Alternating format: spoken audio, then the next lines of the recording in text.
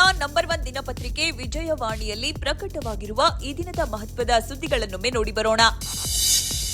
ಅಪರಿಚಿತ ವಾಹನಗಳಿಂದಾಗುವ ಅಪಘಾತ ಪ್ರಕರಣಗಳಲ್ಲಿ ವಿಮೆ ಮಾಡಿಸಿರುವ ವಾಹನಗಳನ್ನು ತೋರಿಸುವ ಜೊತೆಗೆ ನಕಲಿ ವೈದ್ಯಕೀಯ ದಾಖಲಾತಿಗಳನ್ನ ಸೃಷ್ಟಿಸಿ ವಿಮಾ ಕಂಪನಿಗಳಿಂದ ಹಣ ಪಡೆದು ವಂಚಿಸುತ್ತಿರುವ ಪ್ರಕರಣಗಳು ರಾಜ್ಯದಲ್ಲಿ ದಿನೇ ದಿನೇ ಹೆಚ್ಚುತ್ತಿವೆ.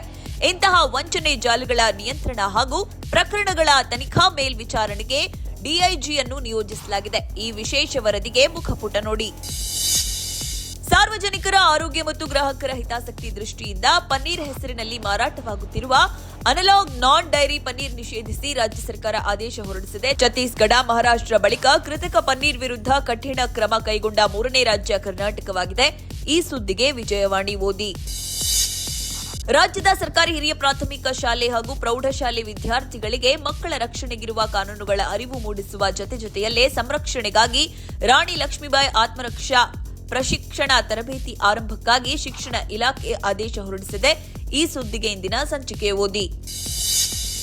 ಉಗ್ರ ಚಟುವಟಿಕೆ ತರಬೇತಿಯಲ್ಲಿ ಪಾಲ್ಗೊಂಡ ಶಂಕೆಯ ಮೇಲೆ ದೊಡ್ಡಬಳ್ಳಾಪುರ ನಗರ ಪೊಲೀಸರು ಇಸ್ಲಾಂಪುರದ ಎಸಿ ರಿಪೇರಿ ನೌಕರ ಸೈಯದ್ ಅಬೂಬಕ್ಕರ್ ಎಂಬಾತನನ್ನ ವಶಕ್ಕೆ ಪಡೆದಿದ್ದಾರೆ. ಈತ ಕಳೆದ 2 ವರ್ಷಗಳಿಂದ ಪಾಕಿಸ್ತಾನಿ ಗ್ಯಾಂಗ್ಸ್ಟರ್ಗಳ ಜೊತೆ ಇನ್ಸ್ಟಾಗ್ರಾಂ ಮೂಲಕ ಸಂಪರ್ಕದಲ್ಲಿದ್ದ ಎಂಬ ಮಾಹಿತಿ ಹಿನ್ನೆಲೆಯಲ್ಲಿ ವಶಕ್ಕೆ ಪಡೆಯಲಾಗಿದೆ. ಆರೋಪಿಯು ಎಸಿ ರಿಪೇರಿ ಕೆಲಸದ ಜೊತೆಗೆ ಬೆಂಗಳೂರಿನ ಮಸೀದಿಯೊಂದರಲ್ಲಿ ಪಾಠ ಮಾಡುತ್ತಿದ್ದ. ಈ ಸುದ್ದಿಗೆ ಸಮಸ್ತ ಕರ್ನಾಟಕ ಪುಟ ನೋಡಿ. ನೀಟ್ ಪ್ರಶ್ನೆ ಪತ್ರಿಕೆ ಹಗರಣದ ವಿರುದ್ಧ ದೆಹಲಿಯಲ್ಲಿ ಪ್ರತಿಭಟಿಸಿದ ಯುವ ಸಮುದಾಯದ ಶಕ್ತಿ ಸಾಮರ್ಥ್ಯ ಮನಗಂಡ ಬಿಜೆಪಿ ಜೆನ್ಝಿಗಳನ್ನ ತಲುಪುವುದಕ್ಕಾಗಿಯೇ ವಿಶೇಷ ತಂಡ ರಚಿಸಲು ತೀರ್ಮಾನಿಸಿದೆ. ಈ ಸುದ್ದಿಗೆ ದೇಶ ವಿದೇಶ ಪುಟ ನೋಡಿ.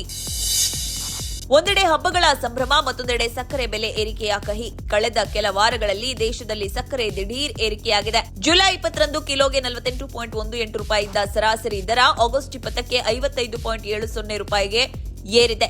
ಸಕ್ಕರೆ ಉತ್ಪಾದನೆ ಕಡಿಮೆಯಾಗಿರುವುದು, ಹವಾಮಾನ ವೈಪರೀತ್ಯ, ಹಬ್ಬಗಳ ಮುನ್ನ ಬೇಡಿಕೆ ಹೆಚ್ಚಳ, ಅಕ್ರಮ ದಾಸ್ತಾನು ಸಂಗ್ರಹ, ಜಾಗತಿಕ ಪೂರೈಕೆ ಸಮಸ್ಯೆ, ಎಥನಾಲ್ ಉತ್ಪಾದನೆ ಇವುಗಳಲ್ಲಿ ದರ ಏರಿಕೆಗೆ ನಿಜವಾದ ಕಾರಣ ಯಾವುದು? ದರ ಇಳಿಸಲು ಕೇಂದ್ರ ಸರ್ಕಾರ ಏನು ಕ್ರಮ ಕೈಗೊಳ್ತಾ ಇದೆ? ಯಾವಾಗ ದರ ಇಳಿಯುತ್ತದೆ? ಈ ಕುರಿತ ಸಮಗ್ರ ಮಾಹಿತಿಗೆ ಚಿಂತನ ಪುಟ ನೋಡಿ.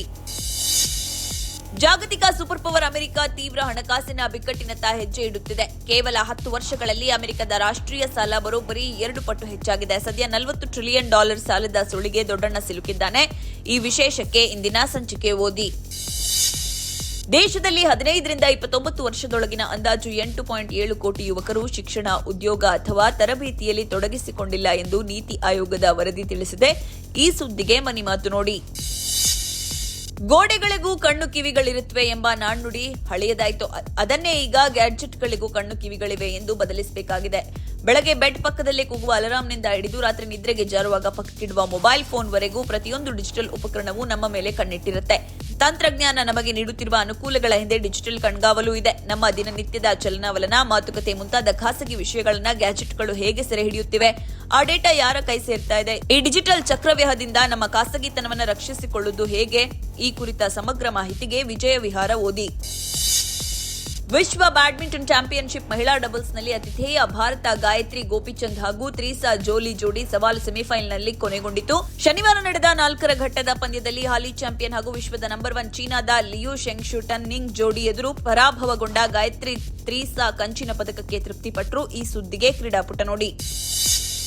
ಹೊಂದಿಸಿ ಬರೀರಿ ತೀರ್ಥರೂಪ ತಂದೆಯವರಿಗೆ ಚಿತ್ರಗಳ ಖ್ಯಾತಿಯ ನಿರ್ದೇಶಕ ರಾಮೇನಹಳ್ಳಿ ಜಗನ್ನಾಥ್ ಆಕ್ಷನ್ ಕಟ್ ಹೇಳುತ್ತಿರುವ ಹೊಸ ಸಿನಿಮಾ. ತಮ್ಮ ಸುಖಾಗಮನ ಬಯಸುವ ಈ ಚಿತ್ರಕ್ಕೆ ಗೋಲ್ಡನ್ ಸ್ಟಾರ್ ಗಣೇಶ್ ನಾಯಕನಾಗಿದ್ದಾರೆ. ಆದರೆ ನಾಯಕಿ ಯಾರು ಎಂಬ ಗುಟ್ಟನ್ನ ಜಗನ್ನಾಥ್ ಮತ್ತು ಟೀಮ್ ಬಿಟ್ಟುಕೊಟ್ಟಿಲ್ಲ. ಇದೀಗ ವರಮಹಾಲಕ್ಷ್ಮಿ ಹಬ್ಬದ ಸಂಭ್ರಮದಲ್ಲಿ ನಾಯಕಿಯನ್ನ ಪರಿಚಯಿಸಲಾಗಿದ್ದು, ಸಲಗಾಯಕ ಖ್ಯಾತಿಯ ಸಂಜನಾ ಆನಂದ್ ಆಯ್ಕೆಯಾಗಿದ್ದಾರೆ. ಈ ಸುದ್ದಿಗೆ ಉಲ್ಲಾಸ. ನಮಸ್ತೆ ಬೆಂಗಳೂರು ನೋಡಿ. ಇವಿಷ್ಟೇ ಅಲ್ಲ, ಮುಂಜಾನೆ ಮಾತು, ಅಂತರಂಗ, ಭವಿಷ್ಯ, ಮನೋವಿಕಾಸದ ಕಾಲಂಗಳು, ಕ್ರೀಡೆ, ಸಿನಿಮಾ, ದೇಶ ವಿದೇಶಗಳ ಭರಪೂರ ಸುದ್ದಿಗಳ ವಿಶೇಷಗಳಿಗಾಗಿ ವಿಜಯವಾಣಿ ಓದಿ.